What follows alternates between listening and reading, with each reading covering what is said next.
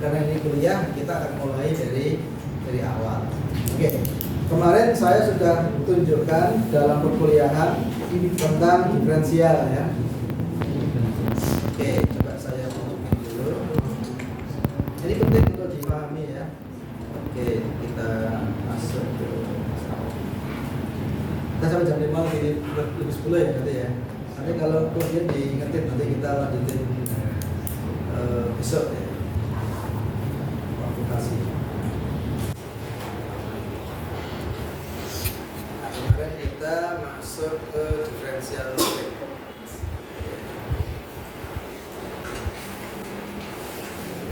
Nah kemarin solusi dari different numerik itu ada symmetric difference, ada forward difference, dan ada backward difference. Nah kemudian kita contohnya kemarin ini ya. Nah kita akan coba selesaikan yang ini. Tapi kita tidak menggunakan metode numerik dulu. Kita akan coba selesaikan dengan bahasa untuk solusi yang analitik dulu ya. Yang analitik dulu. Betul ini analitiknya gampang sekali ya. Ini analitik level SMP. SMA Pak. Kok SMA Pak? Sekarang nanti kita balik lagi tapi dalam rangka untuk memahami ya. Nah, enaknya kalau kita pakai komputasi, mau diferensialnya itu kayak bagaimana, penyelesaian itu sama. Kalau pakai numerik itu enaknya di sana. Nanti kita akan lihat sebelum kita mencoba mungkin belum terdapat dengan baik. Tetap bikin konten dulu nanti ya. Nah, di situ Aku belum selesai soalnya. ada fx sama dengan 2x kuadrat plus 5x. Berapakah turunannya? Turunan itu adalah ini ya, ada aksen pada saat nilai x sama dengan 1. Ini kalau ini kita coba selesaikan secara analitik. Kalau secara analitik berarti nanti turunannya itu fx itu sama dengan turunan dari ini adalah 4x plus 5 ya. Pada saat x 1 berarti ini adalah 4 dikali 1 plus 5 sama dengan 9. Iya Pak. Ini satu titik. Nah sekarang kita akan coba ini coba kita buat grafiknya dulu ya, latihan buat grafik. Kita akan coba buat grafik sehingga kita nanti akan ketemu solusi bukan di satu titik, tapi kita ketemu solusi di titik nanti ya. Oke. Di sini untuk latihan mungkin kita buat M file yang baru ya, file yang baru. Nah, ini namanya latihan diferensial. Ya kan bener. Data kontenin udah sih. Bismillahirrahmanirrahim. Bismillahirrahmanirrahim. Semoga saya bisa konten nanti. Nah sekarang kita akan buat dari berapa dari berapa? Mau berapa dari berapa nih? Mau dari x 0 sampai berapa nih? Sampai x sama dengan 2 misalnya gitu ya. Sama 2. Kemudian selangnya mau berapa? Mau hanya atau incrementnya mau berapa incrementnya, kenaikannya? Misalnya 0,2 ya, atau 0,1 misalnya. Jadi dengan increment atau H 0,1. Berarti nanti nilainya adalah X dari 0 dan 0,1 misalnya. 0,1 dan 0,2 dan 0,3 dan seterusnya sampai 2 ya. Kita buat programnya dulu ya. Oke, kita tulis X sama dengan dari 0 sampai 2. X 0 sampai 2 ya. Oh gitu sama berarti. Oke ya. X dari 0 sampai Alatnya 2. tinggal ini aja. Kenaikannya kalau seperti ini kenaikannya itu 1. Nah kalau kita ingin kenaikannya ada, kita taruh di tengah-tengahnya 0,1. Bahasa Inggris tuh koma itu tidak ya. Nah itu desimal tuh pakai tidak ya. Makanya nanti kalau nulis skripsi hati-hati ya. Kalau kita nulis desimal, kalau dalam bahasa Indonesia itu koma. Kalau bahasa Inggris harus titik, nggak boleh dibalik-balik, nggak boleh sama. Nah, biasanya kalau kita buat skripsi kan ada abstrak dalam bahasa Inggris, ada abstrak dalam bahasa Indonesia. Itu harus dibedakan ya. Oke. Kemudian di sini itu nilai X-nya adalah itu.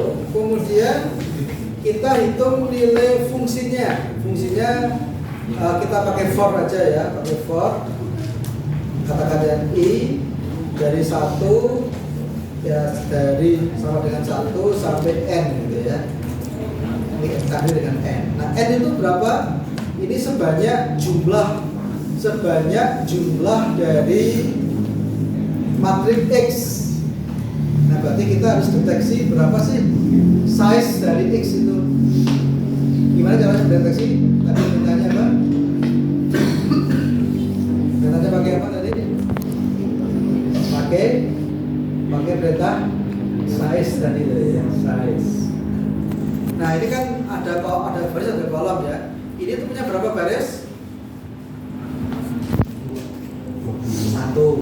Kolomnya 21. Ya, coba kita cek aja. Jadi kita masukkan ke nilai M, ini N, size X. Ini nggak usah kita jalankan biar aja. Ya, nanti kita punya nilai X. Tak lihat aja. Kemudian Tak lihat kamu dari juga. 0 sampai 2. Nah, kita deteksi size-nya. Barisnya itu M, kolomnya N ya. Ya, kita lihat aja berapa kolomnya. 0 sampai 2 itu 21 kalau nggak salah ya. Coba kita jalanin aja. Kita simak dulu. Latihan. Semoga nggak kemung. Oke, kita lihat hasilnya.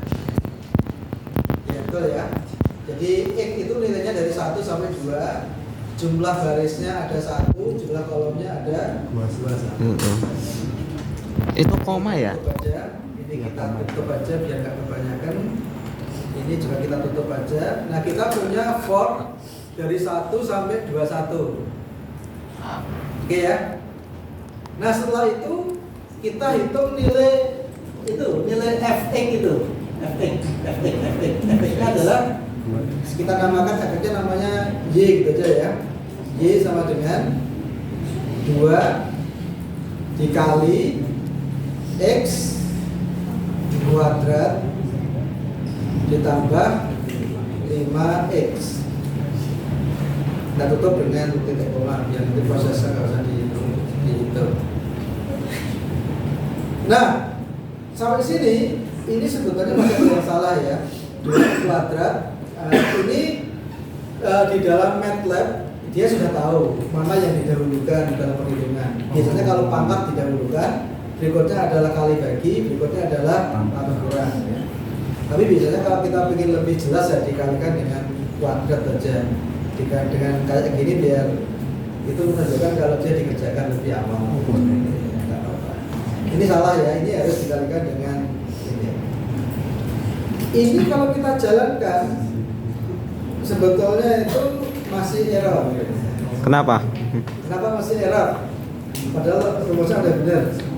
Ada yang bisa menebak nggak kenapa masih error? Lihat, X itu kan X awal itu kan matriks sebetulnya. Nah, sementara yang di dalam ini kan tunggal. Tapi X-nya isinya matriks kan nggak mau dia. Ya kan? Matrik. Mau tahu maksudnya nggak? X itu kan matrik kan? Iya. Dia dipangkatkan mau nggak? Ya nggak mau. Yang mau itu elemen dari matrik. Nah, berarti kita harus ambil X itu dalam bentuk elemen-elemen. Gimana caranya? Ya berarti X-nya ini bukan ini, tapi X-nya itu adalah elemen ya dalamnya. Ada ini ada matrik sebetulnya. Jadi nilainya itu adalah 1, terus ininya I. Kan kolomnya kan cuma 1, ya kan? Kolomnya 1, terus dia barisnya cuma 1. Kolomnya kan ada 21 tadi. Nah, ini kita iterasi dari 1 sampai N. Ini juga sama yang di sini. Nah, kalau ini dia baru benar. Kalau yang tadi pasti error. Sorry ya.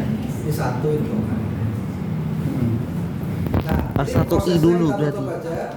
Terus di sini kita ambil nilainya di belakang Y sama dengan Y. Coba kira-kira hasilnya apa nih? Harusnya nggak error Ini lagi. hasilnya nanti pasti satu angka ya. Kenapa satu angka? Ya karena hasil itu belum kita simpan dalam bentuk matriks. Waduh. Nah, hasilnya harus kita simpan dalam bentuk matriks. Nyimpannya di mana terserah. Saya mau simpan di sini boleh, mau simpan di tempat yang lain boleh. Saya simpan di variabel yang lain, saya namakan dengan F gitu aja ya. Saya namakan F. Nah, ini bentuknya matriks aja nih, bentuknya matriks. Ini nggak copyright sih. Nah, berarti nanti nilai F saya masukkan ke nilai F, dan F itu bentuknya sudah matriks. Yang ukurannya berapa?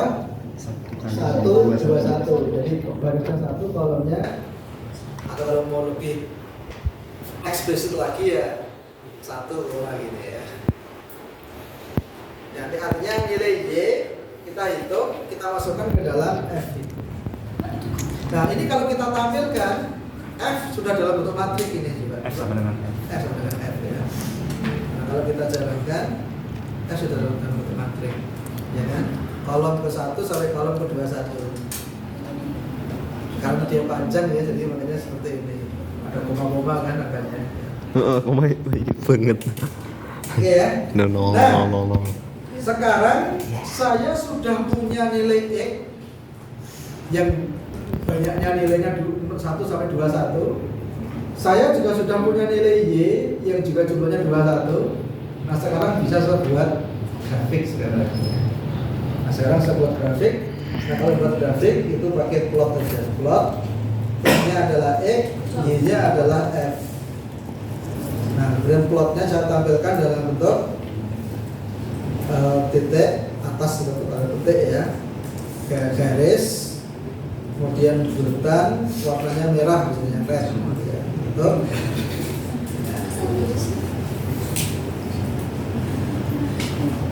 Jadi kita punya sumbu X, nilainya dari 1 sampai 21. Kita punya nilai sumbu Y, nilai sumbu Y itu adalah F yang sudah kita hitung dalam bentuk matriks. Ada 21 elemen juga. Setelah itu kita tampilkan, kita plot. Nah, ini kalau kita jalankan persamaan 2x kuadrat plus 5x dari x 0 sampai x sama dengan hasilnya seperti ini. Ada berapa titik itu? Ada 21 ya. Titiknya ada 21. Cara bikinnya gimana? 1, 2, 3, 4, 5, 6, 7, 8, 9, 10, 11, 12, 13, 14, 15, 16, 17, 18. Banyak banget. Pak, kalau misalkan error terus biasanya kemungkinan salah. Ada terus berarti ada yang salah. Waduh. Salah itu bisa salah logika, bisa salah sintak. Nah, kalian harus cari. Nah, error itu penting ya, karena dengan salah itu kita jadi belajar ya. Betul ya, karena kalau nggak salah itu dia nggak akan belajar. Pasti ada yang kuning. Ya.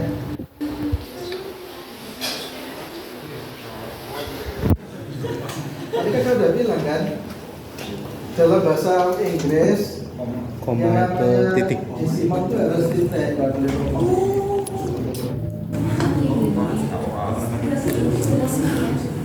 Titik loh. Titik lah. Inggris kan titik, nggak pakai koma. Koma itu titik. Oke, atau ada sedikit. Ini Sekarang kan. kita buat yang ini. Koma itu Yang titik. turunannya. Titik buat. Turunan dari ini kan jadi kan ini ya. 4x 4x plus 5. tambah 5 ya. Sekarang kita tambahkan turunannya aja. Sekarang kita tambahkan turunannya. Kita tambahkan turunannya itu apa berarti tadi? 4x plus 5. Kita namakan TY gitu ya. TY itu turunan dari Y ya. Itu adalah 4 dikalikan X. X nya itu berarti 1 1 I ya. Ini. Kemudian dalam kurung ditambah dengan 5 ya. Tapi dia masih dalam bentuk matrik ya. Kita masukkan dalam matrik, kita namanya FF gitu aja ya. Atau FTY gitu ya. FTY. Nama variabel itu ya FTY ya. Nama variabelnya FTY. Nama Oke, matriks. sama dengan ini matrik 1 I sama dengan TG. Ya. Jadi yang ini adalah persamaan asli ya, persamaan asli. Yang ini adalah persamaan turunan. Tapi analitik ya ini ya. Oke, kita udah dapat. Nah, sekarang mau saya tampilkan. Nah, kalau kita mau tampilkan dalam grafik yang berbeda boleh. Mau ditampilkan dalam grafik yang sama juga boleh. Kalau yang sama kita pakai perintah namanya hold on. Hold on. Nah, jadi biar dia tampil di Grafik yang sama. Yang sama. Nah, kita plot aja, plot. X-nya sama X, Y-nya adalah FTY. Iya. Yang ini FY aja ya. Yang ini kita bagian. Oh iya, FY. Y, ini F. Kalau ini nggak diganti ya, kita Terong. kenal ya. Ini FT. F, Y. Nah, kita tampilkan dalam bentuk garis, Min or. terus nama bintang, terus lawannya biru, blue. Oke. Nah, nanti ini Oh, itu warna. iya, berarti ini nanti fungsi aslinya warnanya merah, fungsi turunannya warnanya biru ya. Oke, kalau kita jalankan.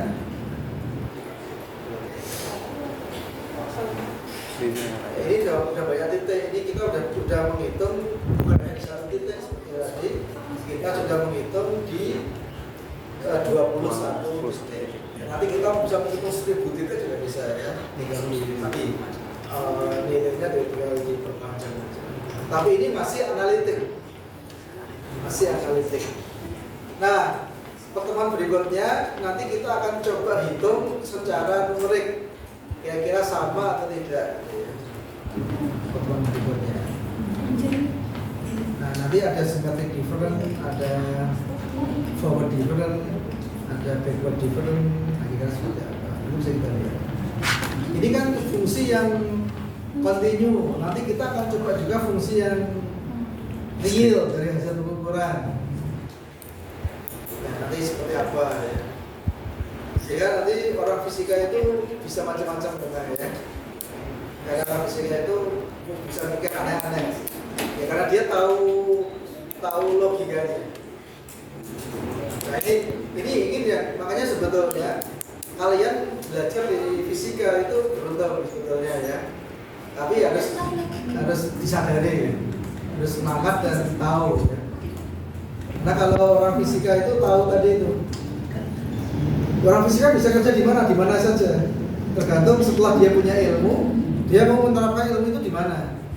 Mau di kedokteran, mau di mana-mana juga boleh. Dan orang fisika itu karena dia tahu dasarnya, dia bisa mengembangkan apapun. Nah, saya sendiri kebetulan di fisika medis, nah saya terapkan ini di fisika medis ya, di kedokteran. Saya buat software yang cukup kompleks, namanya Indocity ada 2. Nah, kemarin software ini dapat penghargaan internasional ya. Dan saya dan tim sebetulnya, yang kerjakan mahasiswa, programnya mahasiswa, saya hanya bagian dari algoritmanya. Nah, kemarin dapat penghargaan sebagai peneliti muda fisika medis terbaik di dunia. Nah, ini orang fisika ya. Arigatou gozaimasu. Yang ini penghargaan ini yang diberikan 1 orang di dunia setiap tahun. Hai. Ya, makanya ini sekali. Sebetulnya kita dengan orang Jepang, kita dengan orang Amerika itu gak kalah ya. Kalahnya itu satu aja. Mereka itu tekun, kita gak tekun. Itu aja. Jika kita tekun, kita persisten, ya kita gak akan kalah dengan mereka.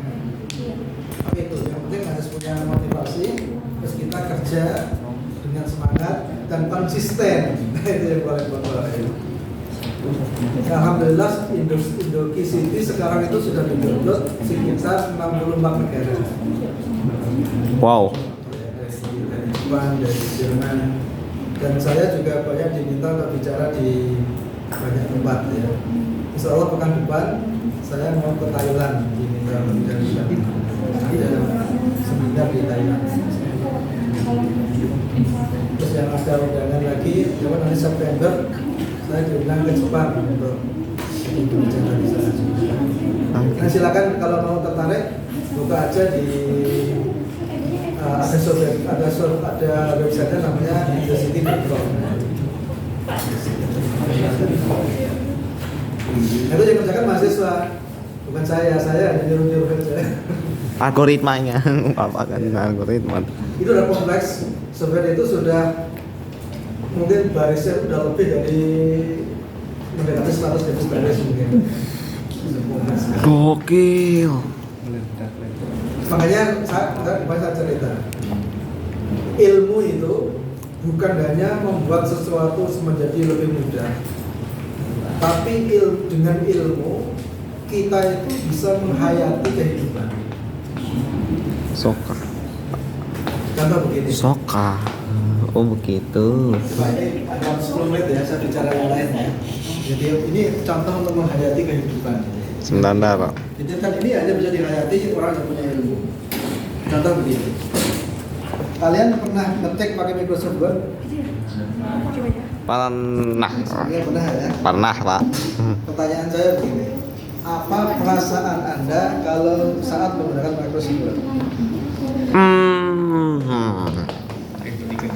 Saya yakin jawabannya itu kalau nggak saya tanya.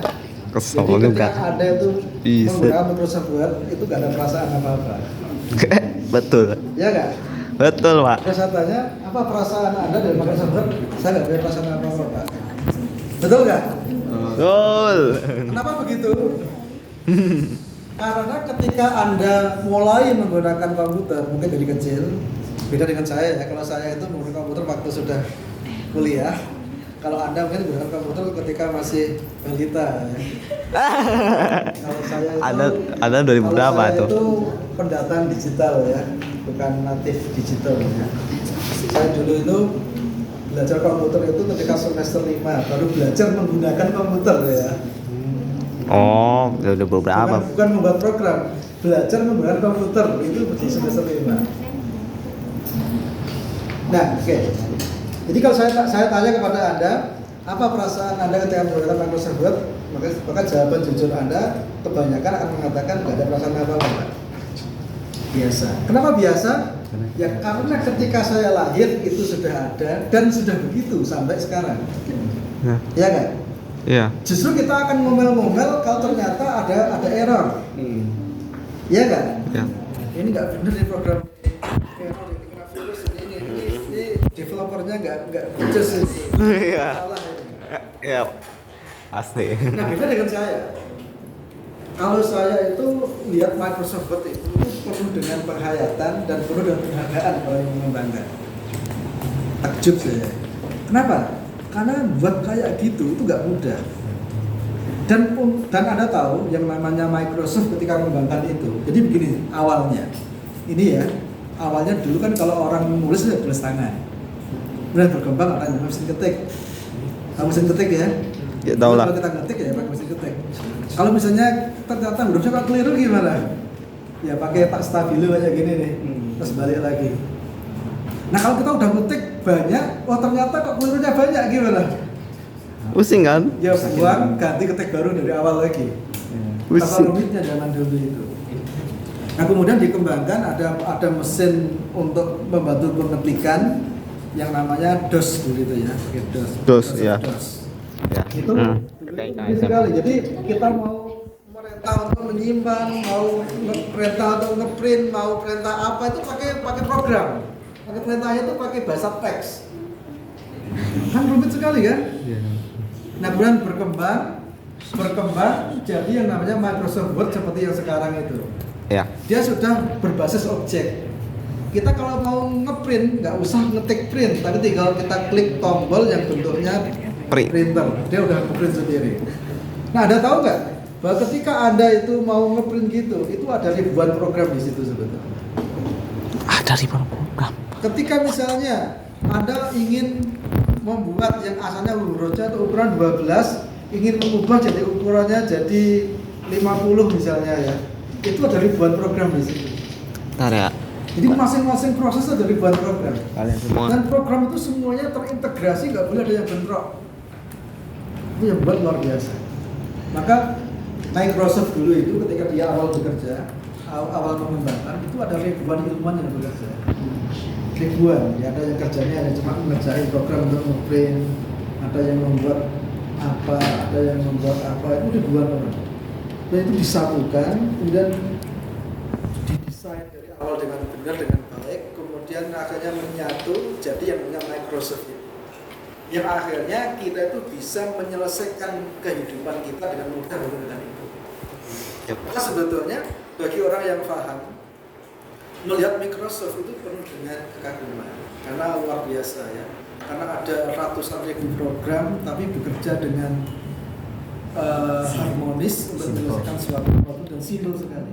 Karena begini, program itu semakin mudah dibuat, maka semakin sulit digunakan. Semakin sulit dibuat, semakin mudah digunakan. Jadi memang di dunia ini ada yang namanya zero sum game ya. Di permainan yang kalau di total nilainya 0. Zero start game. Zero sum game. Jadi kalau disamkan sama dengan 0. Zero sum game. Tapi Paham ya? Gitu. Maka ya kalau seandainya Bill Gates itu kaya raya, ya dari sisi ekonomi ya wajar ya. Kalau dia itu dulu tuh mengumpulkan ribuan ilmuwan bekerja dengan serius bertahun-tahun untuk mengembangkan itu. iya. Ya misalnya kalau satu Microsoft misalnya harganya 1 juta, yang gunakan berapa orang? Yang gunakan 1 miliar orang. Iya. 1 miliar kali 1 juta. Ya. Udah banyak banget mungkin. Makanya bisa dihitung ya. Itu kan duit ya. Triliun Tapi itu. saya ingin coba lihat dari sisi penghayatan. Jadi ilmu pengetahuan, kita belajar ilmu pengetahuan itu bukan hanya tentang bagaimana membuat teknologi, bukan hanya tentang membuat sesuatu jadi mudah, tapi kita belajar ilmu pengetahuan juga bicara tentang penghayatan. Sudah bagaimana? Oke, kita balik lagi. Jadi ketika orang itu lahir dalam kondisi Microsoft sudah ada, kan kita nggak bisa menghayati kan? Ya. Tapi begitu kita belajar kayak begini, kita baru tahu, oh ternyata kayak gitu itu susahnya luar biasa. Ada ribuan program yang bekerja. Saya betul-betul bisa merasakan karena saya sudah buat program misalnya. Jadi membuat yang namanya Indokicity itu susahnya luar biasa. Indokicity. Jadi tiap hari itu kita perbaiki. Ya program masih ada terus gitu ya. Sekarang sudah versi yang ke 100 berapa gitu ya. Itu kita kembangkan 3 tahun yang lalu. Ya, tiap pekan itu ada versi revisi. Sekarang sudah lumayan konsisten meskipun masih ada 1-2 yang kadang-kadang karena semuanya harus terhubung, nggak boleh ini jalan sini bentrok gitu, nggak boleh. Semuanya harus terhubung. Makanya saya bayangin luar biasa. Jadi tapi karena kita itu datang ketika itu sudah ada, kita akhirnya melihat itu tanpa menghayatan. Kita merasa ya seakan-akan hidup itu ya begitu. Teknologi ya begitu. Tapi kalau kita belajar kayak gini, kita bisa menghayati akhirnya. Ternyata kayak begitu. Susah itu mungkin. Coba sekarang kita lihat kehidupan. Ada cahaya kayak gini, ada kelistrikan, ada hujan. Hujan itu kan proses yang sangat kompleks, ya nggak? Betul. Kira-kira hujan itu peristiwa kebetulan atau dia itu sebuah sistem yang sangat kompleks yang teratur? Sebetulnya kalau kita lihat itu dia adalah kompleks dan teratur. Kita belajar fisika itu untuk itu. Makanya Microsoft Word, Microsoft yang kita pakai itu ada dengan sendiri atau ada yang mendesain? Ada yang mendesain. Ketika kita belajar ya ada yang mendesain ya. Hujan Dan itu ya mudah. dekat lah. Tuhan lah. Siklus hujan misalnya atau siklus kehidupan itu ada dengan sendirinya atau yang mendesain? Ada yang mendesain. Pasti ada yang mendesain. Karena nggak mungkin dunia ini itu ada dengan sendirinya. Karena ketika ada keteraturan itu pasti ada yang mengatur. Nah, kita belajar itu akhirnya jadi bisa menghayati. Makanya memang ada satu rasa, 2 menit lagi ya. Ada rasa itu yang bisa kita dapat dengan sensasional, dengan sensasi itu dengan sensing, dengan cara melihat kita jatuh cinta, melihat kita senang, melihat kita benci. Itu rasa yang muncul dari sensasional, rasa yang muncul dari mengindra. tapi ada rasa yang muncul dari intelektual. Apa itu? Karena ketika kita itu punya pengetahuan, akhirnya kita jadi bisa merasakan, oh ternyata itu begini. Nah itulah makanya seorang, kalau kita udah bicara rasa, itu sudah bicara yang nggak bisa dijelaskan ya. Itu hanya akan dirasakan oleh dia yang Merasakan. ya. Makanya Betul. sebetulnya belajar fisika itu bagi yang sudah tahu beneran, dia akan merasakan kebahagiaan yang nggak dirasakan orang lain yang tidak belajar ya. Dan Tapi Romin kalau itu sudah enggak. bisa merasakan. Nah saya berharap dari belajar ini kita juga bukan hanya punya ilmu pengetahuan, bukan hanya dapat ijazah, bukan hanya kita dapat pekerjaan, bukan hanya kita bisa sukses, tapi kita nanti punya rasa yang tidak bisa dirasakan oleh mereka yang tidak punya ilmu itu ya. Harapannya seperti itu ya.